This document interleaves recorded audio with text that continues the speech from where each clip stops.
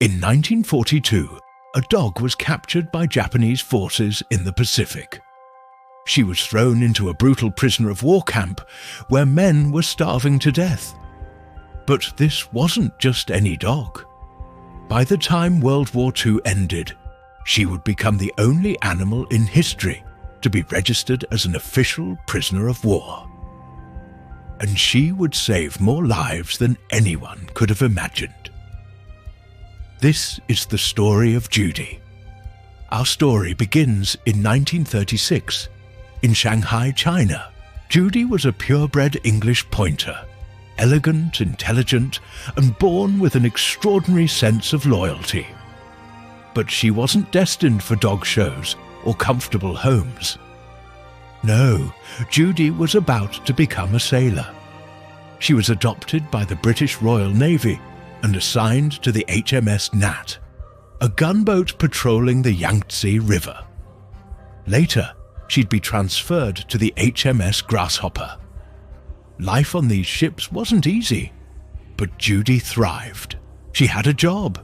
She was the ship's mascot, the morale booster, and most importantly, the rat catcher. The sailors adored her. She'd sleep in their bunks, share their meals, and alert them to danger with her incredible instincts. But in December 1941, everything changed.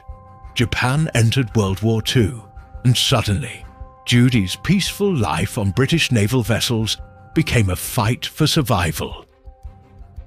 On February 14th, 1942, Valentine's Day, Judy's world exploded. Literally. The HMS Grasshopper was evacuating civilians and military personnel from Singapore when Japanese bombers spotted them. The attack was relentless. Bombs screamed through the air, tearing the ship apart.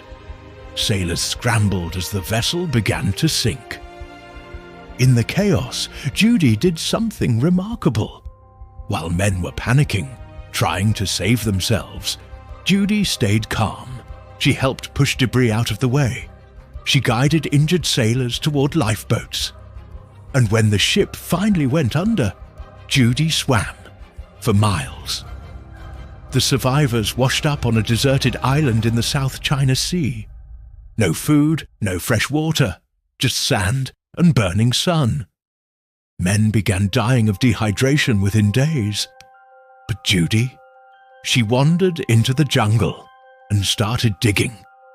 She'd found fresh water. By pawing at the sand in a specific spot, Judy uncovered a freshwater spring that saved dozens of lives. The sailors couldn't believe it. This dog had just done what trained military personnel couldn't. She'd found water in a wasteland. But their relief was short-lived. Within weeks, Japanese forces discovered the survivors. They were captured and forced into one of the most brutal prison camps in the Pacific Theater. A place where the rules were simple: work until you collapse or die. For the British sailors, this was hell. But for Judy, being a dog in a Japanese POW camp was a death sentence. The guards saw her as food. In a camp where men were starving, a dog was just meat. That's when leading aircraftman Frank Williams stepped in. Frank was a British airman who'd also been captured. When he saw Judy in the camp, he made a decision that could have gotten him killed. He would protect her. Every day, Frank gave Judy portions of his own rice ration. And remember, these men were already starving. He was choosing to go hungrier so this dog could live. But it wasn't just sentiment. Frank quickly realized that Judy was protecting him too. She'd alert him when guards were approaching.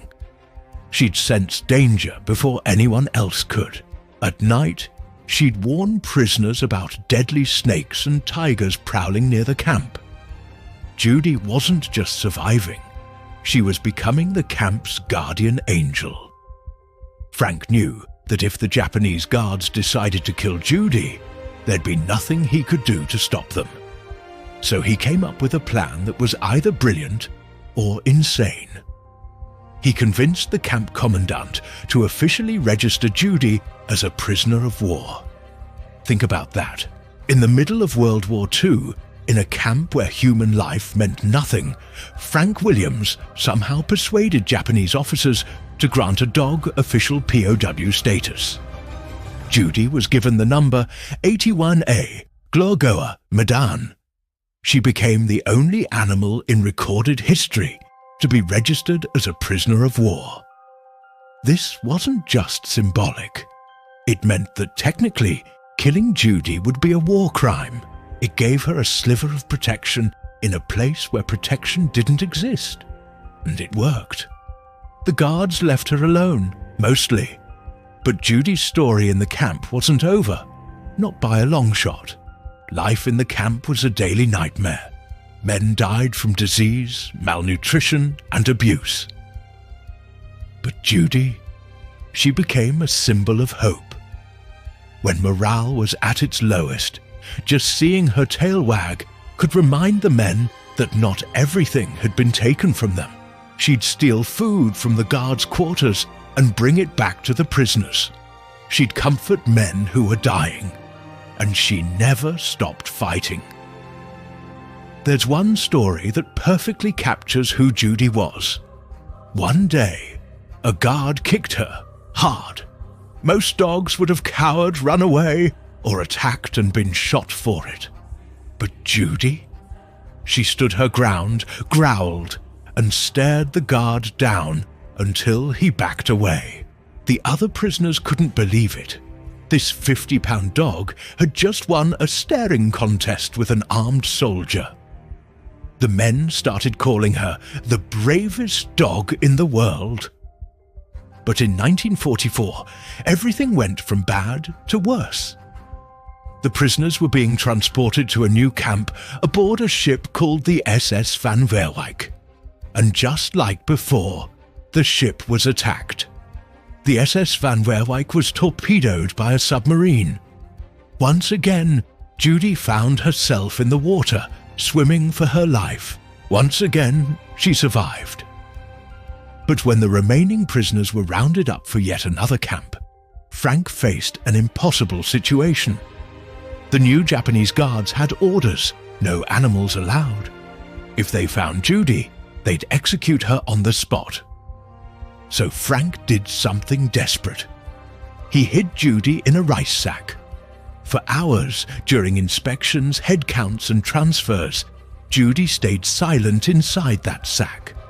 One bark, one movement, and she'd be discovered.